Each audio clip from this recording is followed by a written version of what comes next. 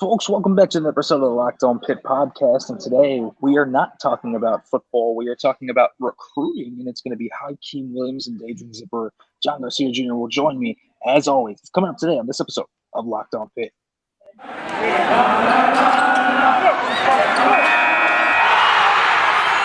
You are Locked On Pitt, your daily podcast on the Pittsburgh Panthers, part of the Locked On Podcast Network, your team every day.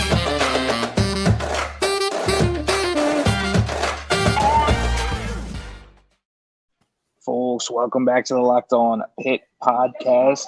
Recruiting as always, so these are sponsored by LinkedIn. I'd like to thank LinkedIn Jobs for being the official college football recruiting sponsor across the Locked On College Network. LinkedIn Jobs helps you find the candidates you want to talk to faster. Post your job for free at linkedin.com/lockedoncollege. Terms and conditions apply. Well, John, I'd like to welcome you in now because, this is a big episode. And Pitt's been on the Hykeem Williams train since about March now. They've been a consistent drumbeat. He is committed on Friday. So this is a big, big week for Pitt in the recruiting sector.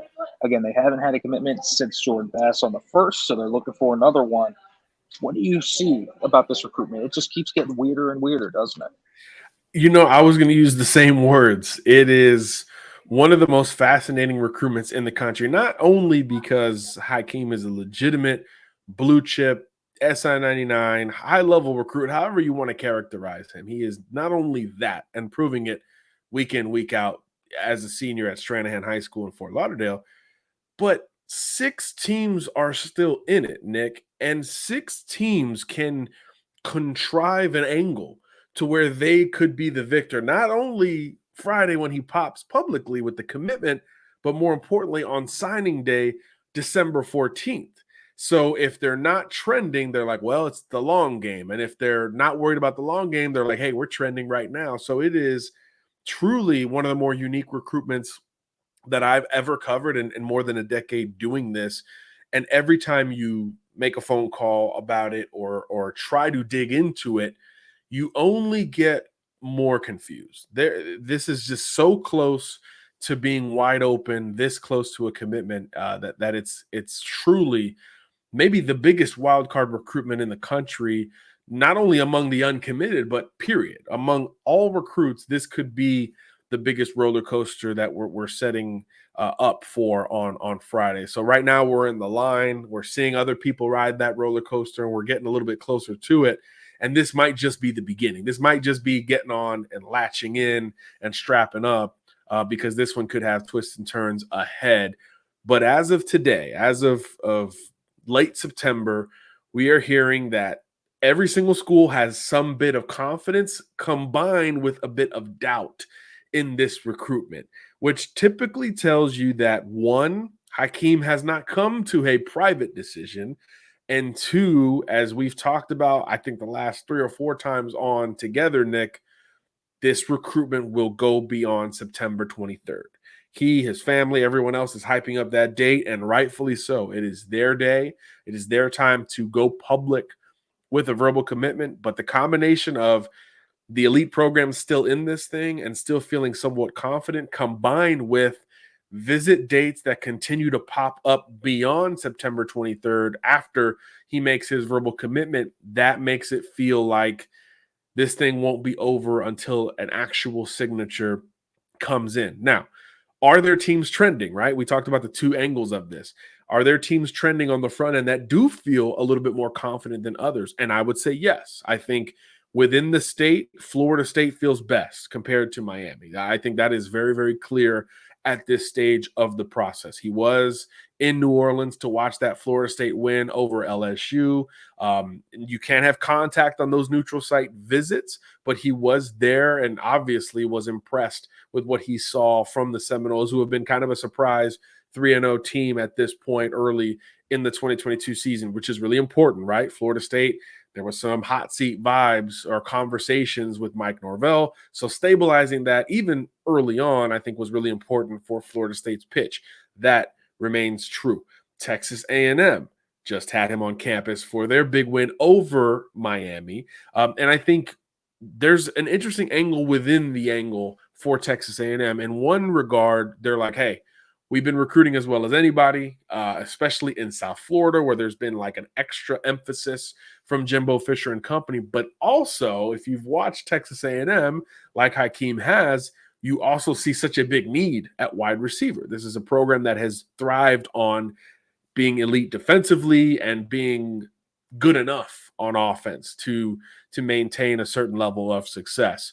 So the sell is, hey, come add to this great South Florida pipeline, but also come help us reverse what we've been able to build or are unable to build at the wide receiver position. So there's kind of a double sell going on with A&M, and he does have friends on that roster, which is something important to consider. And then I would say after that, I think Pitt is the program that has felt like the most stable in the recruitment. Again, another program that he took the time to visit this season just ahead of the verbal commitment, his third visit of the year up to Pittsburgh, which did include an official visit. And we've seen this offense kind of take flight and continue on with some of the legacy that they've built in recent years, which has always impressed him.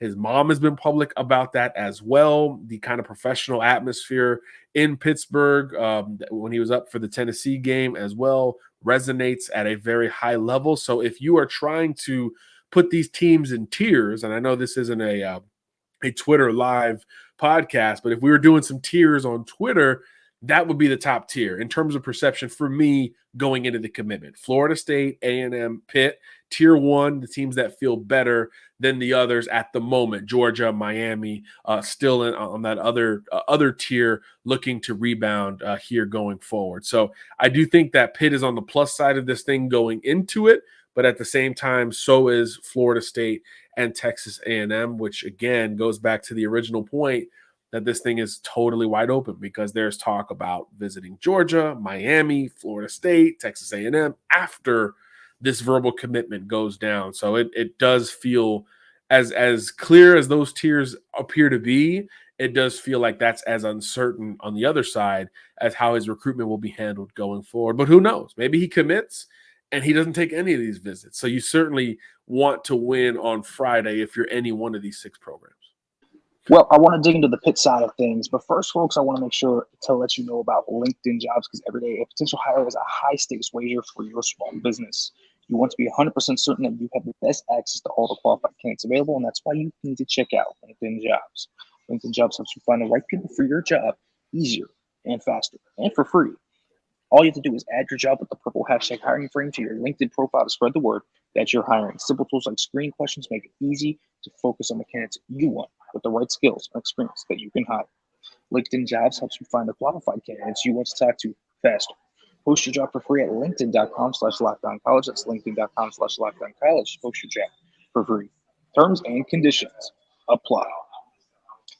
Now, John, you talked about the top 3 of that: Florida State, A&M, Pitt. And the one thing that Pitt has kind of done is they have gotten their visits in early. 3 of them. They got game day, they got an unofficial, and they got an official. So it doesn't sound like Hykeem needs to come to Pitt for a 4th time. So that how does that work in favor or against Pitt? Because it seems like Florida State has the momentum right now, and maybe they're trending up towards the commitment.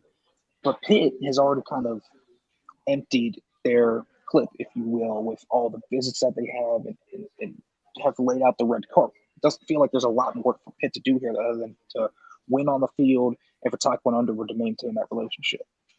That's a really good point, Nick. I think from a Hykeem Williams visit perspective, yeah, you feel like Pitt starts to go downhill from a trending perspective, if that's going to be an important factor into the recruitment. But like you said, 3 visits have already come and gone. They were all very different too, right? Off-season casual visit, you had an official visit, and then you had a game visit for Pitt, Tennessee, which was obviously a crazy game for the 2nd year in a row.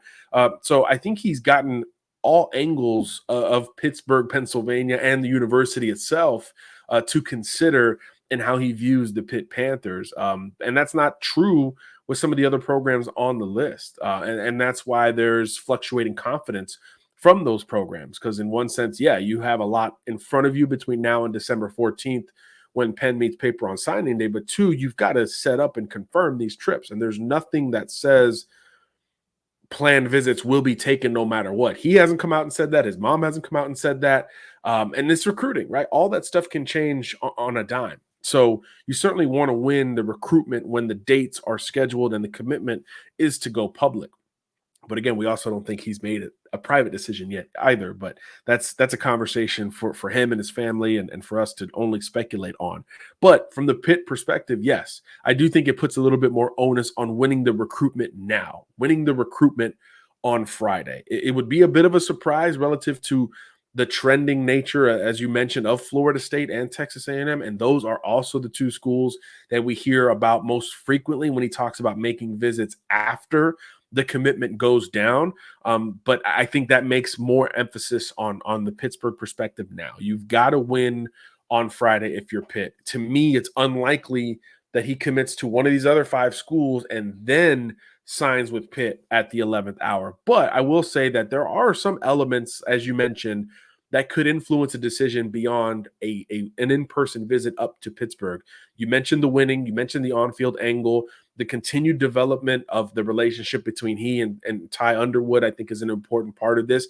And let's also not rule out in-home visits, right? These coaches are hitting the road. They're able to evaluate, but soon they'll be able to sit down in the Williams household and make that final in-person pitch from the Pat Narduzzi perspective, as opposed to something that is more hyperly focused on the position itself. So I think those are elements that we shouldn't underestimate at the end of the Hykeem Williams recruitment once we get closer to the holiday season. So I think that's something that will also be plenty revealing at the 11th hour, because if it does come down to those in-person visits from coaches, think about the names that could be sitting in his living room before signing day on the 14th. You're talking Kirby Smart, Jimbo Fisher, Pat Narduzzi. We're talking about some big-time names. Mike Norvell offensively has a great reputation. We're talking about some big names potentially going down to Fort Lauderdale to sit in with him before all is said and done. So there's still some in-person elements for Pitt to potentially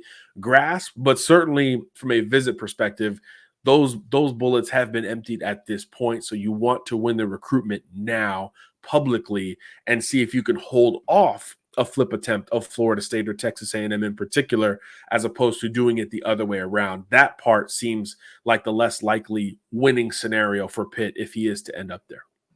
Well, I think all this sounds about what Pitt fans have heard for 3 months now. And it makes sense, obviously, just with some different kind of names floating around there in terms of teams. But let me ask you the golden question.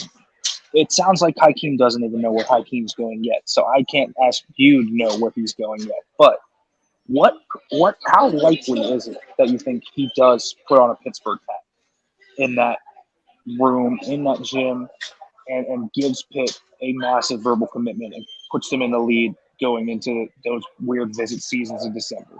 Yeah, it's a great way to put it. I think he picks an out-of-state school Friday, and then the in-state schools feel like they can ramp up the flip efforts after that point. So I think Miami and Florida State in particular are more built for the long game. So to me, I think he's putting on a Texas A&M hat or maybe a Pitt hat. I think that's kind of the order of my confidence just from where I sit. Again, I do not believe Hykeem has that internal decision because there is such varying confidence from the other side of our sourcing in the industry that says these coaching staffs are up and down in the confidence department. There is not one group that is mailing it in at this point, one way or the other, from a positive perspective, like, hey, we're getting him, or that negative perspective of, we missed out, we're moving on to prospect XYZ. So that tells me that there's still a long way to go in this race. But conventionally, and just in my experience, these recruitments tend to go one way before the other. And to me, it means going out of state before coming back in state for those stay-at-home pitches that often resonate as the weather gets a little bit cooler, even in the state of Florida. So to me, your best bet from the Pitt perspective is to win the recruitment Friday head-to-head with Texas A&M and try to hold off the late charge that we expect from Florida State and Miami, regardless of what he decides to do on Friday. Yeah, and I think that's an interesting way to put it, because when you look at what Hykeem is doing here, he's actually playing that long game, and it doesn't feel like this is a true commitment, as you've stated many, many times. it feels like Florida State and Miami are going to have to be held off long. And for Pitt, what do you think is the key factor here that they need to do? If they get that commitment, let's say they do, and we have that down, what's the key for Pitt to keeping him in the fold? It sounds so simple, Nick, but you got to keep recruiting him like he never committed. You have to continue to pursue him from a communication standpoint, from a consistency standpoint, and from a recruiting his entire camp standpoint, right? High school coaches, mom, mentors, 7-on-7 coaches, everybody. You have to continue to push the recruitment as if he is only naming a leader and not making a final decision, because that is kind of how this commitment is going to be perceived. Because we do know, again, regardless of who loses out among those 5 schools on Friday, there's going to be an increase in attention from their perspective, at least initially, right? It could wear off as the fall wraps up and we get closer to bowl season and all that fun stuff. It could wear off, but at least initially, and maybe Hykeem is making these phone calls right now where he's telling 5 coaching staffs thanks but no thanks and 1 coaching staff that they're the victors. At that point, they have a decision to make. Do we double down and say, well, hey, we respect your decision, but we're still coming? Or do they start to bow out and say, hey, we respect you, congratulations, good luck at school X? And really from that moment, if you win this recruitment, whether it's Pitt or anyone else, you got to stay on him. You have to continue to recruit him and court him as if his commitment date is December 14th as opposed to September 23rd. That's what it's going to take, because he's that big a talent, that unique a talent at a true position of need for all these programs, right? Are any, besides Pitt, ironically enough, are any of these programs known for great wide receiver development? And do they have a recent track record stating such? Georgia doesn't, A&M doesn't. Miami, if they could throw it all to the receiver positions, they probably beat Texas A&M the other day. None of these programs, Florida State, have churned out consistent elite players at that position. And from that perspective, Pitt has that track record to lean on more so than all of these other schools in the conversation. So that's another fascinating element of this. But I think regardless, you got to stay on him hot and heavy as if he never made the commitment in the first place. All right. Well, there's another Florida receiver that will be committing on the 24th, the day after Hykeem, that I want to ask about. But first, folks, I want to let you know about Bet Online, because BetOnline.net is their number one source for all your pro and college football betting needs and sports info this season. Find all of the latest sports developments, including football, game matchups, news, and podcasts, including this week's games. I know the Pitt, Rhode Island line is not out. They don't do that until Thursday, Friday, so I'll let you know when that's out, folks, if you want to put a number on that. The fastest and easiest way to check in on all your favorite sports and events, including the MLB, MMA, boxing, golf, NFL, college football, is Bet Online. So head to the website today or use your mobile device to learn more about the trends and the action. Bet Online, where the game starts.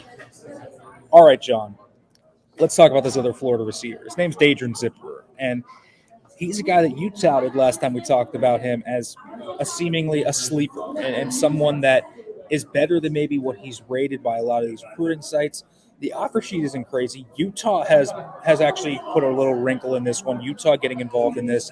BYU's been involved. A lot of different schools involved here, but Pitt has been involved. He took an official visit to Pitt all the way back in June. What do you think about Daidren Zipperer and his recruitment right now? Yeah, an intriguing late rising option. Just a kid who was kind of a secondary receiver on his own team last year, right? 17 catches as a junior, so showed some athletic potential, but not the production that would put him on major radar. But then after that, he grew. He had a great offseason on the camp and combine circuit, and more offers started to come in. But Pitt was one of the early ones, and I think that was really important in his mind, and that's part of the reason why Pitt remains on his list here at the last minute. I don't know if he's put out a true final group, but it's just 4 schools, right? Pitt, BYU, UCF, and Utah, as you mentioned, kind of the late riser in this. Initially, South Florida was one of the schools in there, took an official. It looks like they're kind of on the outside looking in at this point. And he's visited all these schools except for Utah, which is the late school in the conversation. Now, I have confirmed earlier today that he's looking at a trip to Utah. That is something that he's trying to put together. So while this is kind of the opposite of Hykeem Williams from a talent evaluation and courtship standpoint in terms of the schools that have been after him and how long they've been after him. Now there's a little bit of Hykeem Williams vibes and how he's going to handle the process because he's got some late interest and there could be visits beyond the commitment. Now, nothing is 100%.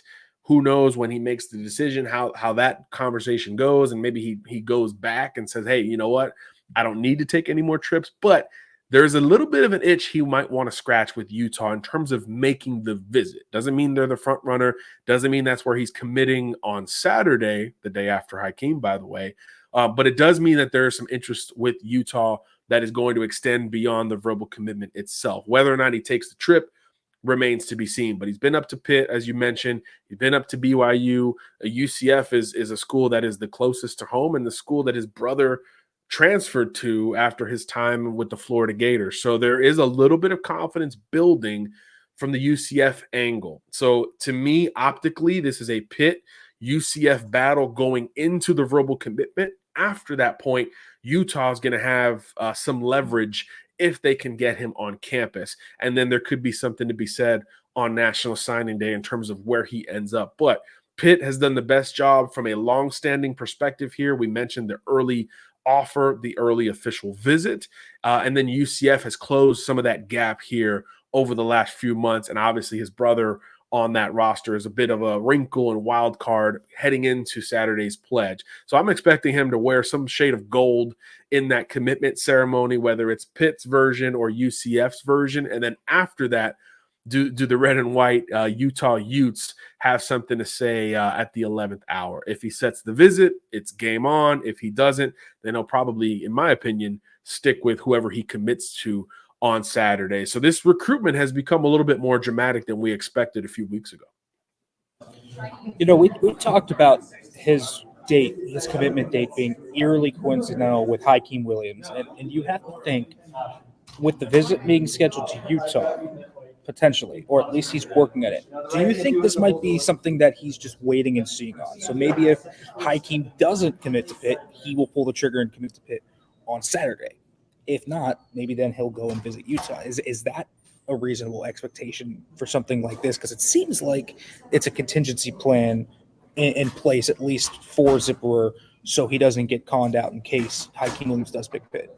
It's certainly possible. And with his brother having gone through the transfer portal process and having to deal with, the coaching staff who recruited him not being the guys he's playing for at one point, you have to wonder what advice is coming down from Big Bro other than, hey, UCF is really awesome, right? The other advice of just navigating the process, there has to be a contingency here, right? You have to have a backup plan. That's good advice for any recruit anyway, but having Big Bro having gone through that literally last year, I think provides an extra emphasis on that contingency perspective. You not only need to find the school you want to play at, you need to find the coaches that you really resonate with and develop a system of, this is my plan A, but plan B's got to be just as concrete when these final decisions are to be made, because player mobility and movement is as fluid as it's ever been. And it's not going in the other direction anytime soon. And that's true with recruiting in terms of decommitments, flips, and all that, as well as